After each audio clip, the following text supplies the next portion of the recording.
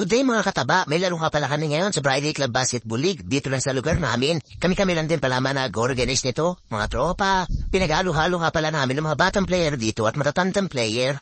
At yan na nga, nag-start na nga ang laro namin. Siyempre, sa amin ang unang bagsak ng bola. Siyempre, sa amin ang unang puntos nito. Mga bata nga pala ang kalaban namin dito. Siyempre, lamang sila sa stamina at resistensya. Mostly kasi mga kakampi ko rito mga hindi na masyado naglalaro at wala ng practice.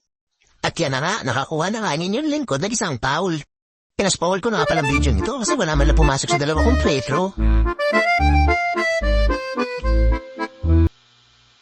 Siyempre sa akin ang libro na yan, parang crispy pata lang na kinukuha ko sa area.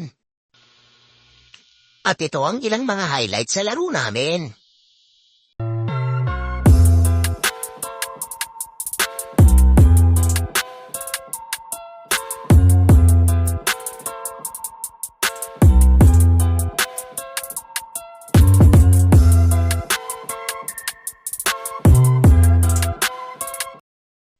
Patapos na nga pala ang third quarter at ito na nag-umpisa ang struggle namin. Ito na lumalabas ang kalamakan ng mga batang player.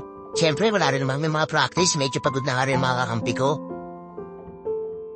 At pagpasok nga ng fourth quarter, yan na nga, isa na nga ng kalamakan namin.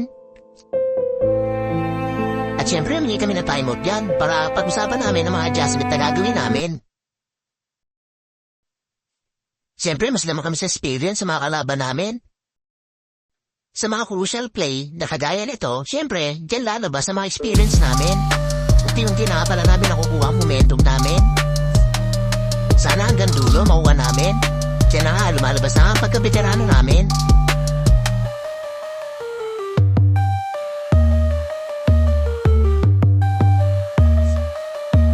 At sa moment nga pala na to, medyo alam na namin na mananalo na kami.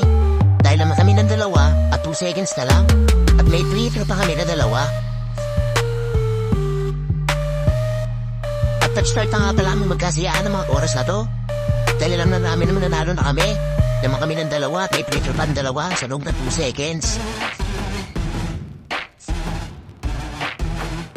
At yan na nga, opisya na nga kami panalo. Naman kami ng 4, pumasok nga pala ang dalawang free-throw James. At nag-umpisa na nga kami maghiyawan at magpanak-pakan. At siyempre, sportsmanship, binati namin ang kalaban namin. Nakatawid ang mga matatanda sa mga batang player. Hindi mawawala ang picture ng team. At shoutout nga pala kay Jerome at kay James.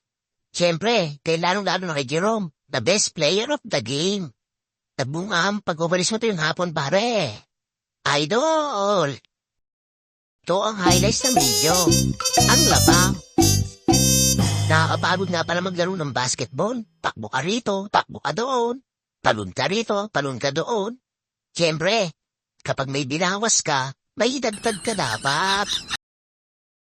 At shoutout nga pala sa lahat ng bumubuo ng Friday Club Basketball League. Sa mga masayang laro na ginagawa natin. At dito nga rin po nagtatapos ang video na to. Maraming salamat!